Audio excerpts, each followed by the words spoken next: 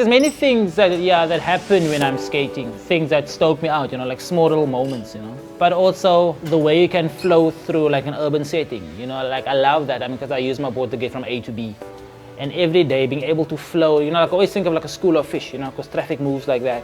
And like being able to do it like in and out and weave in and to almost like move in synergy with the traffic, To me that's an awesome thing. I love being an urban dweller, and being able to do that in an urban setting is awesome for me.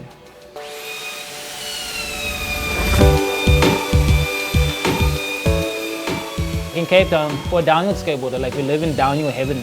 Everywhere you go, there's a hill. Some of us started skateboarding downhill not because we wanted to, but just because we had to.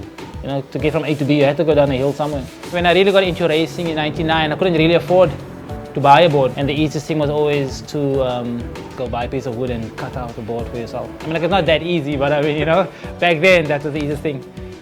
More people couldn't really afford the American or European boards, and they saw some of the boards I made and they're like, oh cool, can you make me one as well? I was like, cool, there's some money to be made in this. Not that there's millions to be made, but for me with skateboarding, there was never ever anything else I was going to do. If I wasn't skateboarding, I was going to be involved in the industry. And then for the first 10 years it was tough, because longboarding wasn't big. Probably about like 6-7 years ago, that's when it really clicked in for me, also just like a shift in my mind. I was like, okay, cool, let's do this properly. Sometimes people that are buying my boards are completely new to longboarding or even skateboarding. That's also how the name Alpha Longboards comes, because Alpha is the beginning of something.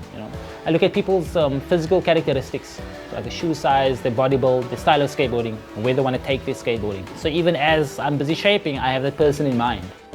But then it is still quite a little like solo thing on my own, because I'm still in my workshop alone, shaping a board, painting a board, A lot of the times it's also my time to think. Sometimes, like I really get lost, and like using power tools, you can kind of mess things up. And like, whoa, like it's happened a few times, because you need to get into a zone, thinking about life.